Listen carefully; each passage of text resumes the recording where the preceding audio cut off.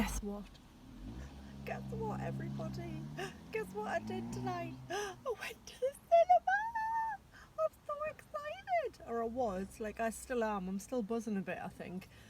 It had kind of escaped my attention that our local Cineworld cinema had reopened.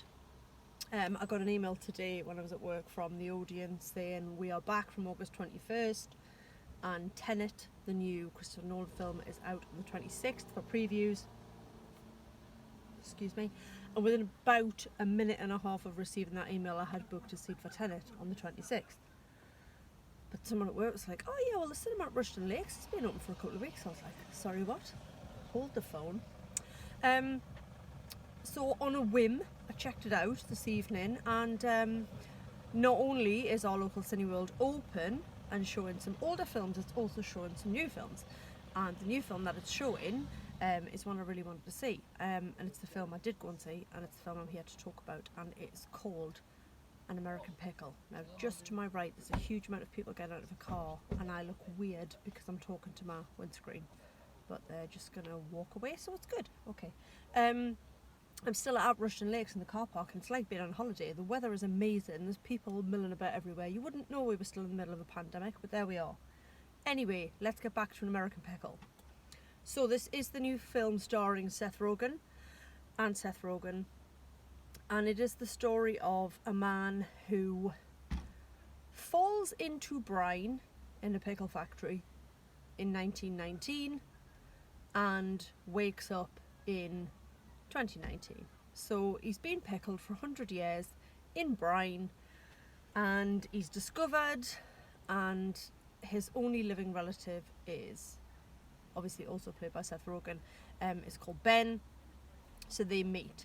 So on the one hand, it's a classic sort of fish out of water, clash of times story where you've got a man from 100 years ago suddenly in the middle of modern day Brooklyn and how he copes with that.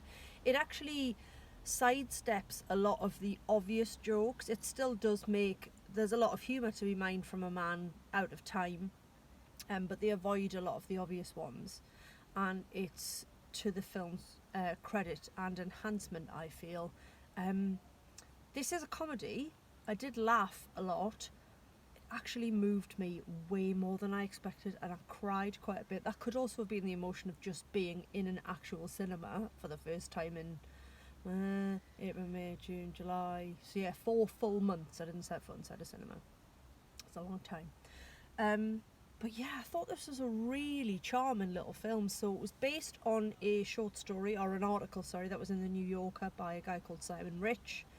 And then he worked on it with Seth Rogen to develop it into the screenplay for this film. So Seth Rogen plays Herschel, the man from 1919, and he also plays modern day Ben. What's really interesting is how different these two men are, and actually how un-Seth Rogen they both are. Now, I really like Seth Rogen. He's been in some outstanding comedies. He's made me laugh a huge amount. I also think he has one of the best laughs in the world. But he has played in a lot of films, I'm not saying all his films, but he has played similar characters, that sort of schlubby stoner, slacker kind of guy. And what I really liked about this is Herschel certainly isn't that guy, but neither's Ben, the sort of modern day member of the Greenbaum family. Ben's not like that either, so neither of them are particularly Seth Rogen-esque. Also, hats off to the visual effects people. The two Seth Rogens sharing the screen is absolutely seamless, and from the word go, my brain just didn't question it.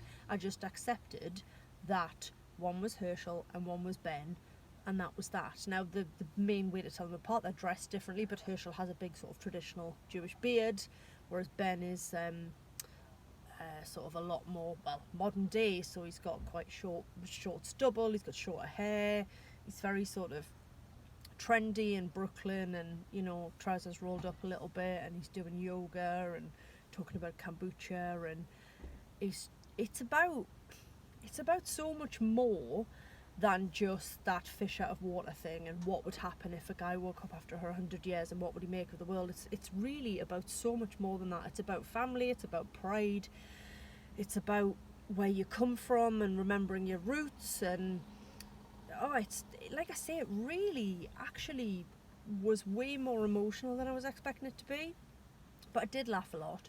I would definitely recommend it. I thought it was a great performance from Seth Rogen in both roles. There's some great supporting characters as well. It is mainly about the relationship between Herschel and Ben, but a lot to like about it. As I said, way more touching than I anticipated. Plenty of giggles to be had, and just a really enjoyable experience, like I say, that could be because I was in a cinema. I've just come out and taken advantage of the old eat out to help out with my Five Guys shake, so I didn't get food because I actually had a hot dog in the cinema, but I came out and I was like, ooh, might as well get a 50% off milkshake, so I did. This video is not sponsored by Five Guys, I wish it was. But yeah, it's just lovely to be back talking about a film that I saw in the cinema. Woohoo! So yeah, see an American Pickle. You might not see it at the cinema, but when it comes around to stream or on Sky Cinema or whatever, please do check it out, because I thought it was absolutely delightful. It's good to be back, kids. Katie in a car saying, oh god, I was going to say peace out. Why on earth would I say that? I don't talk like that. I'll just say TTFN. Bye bye.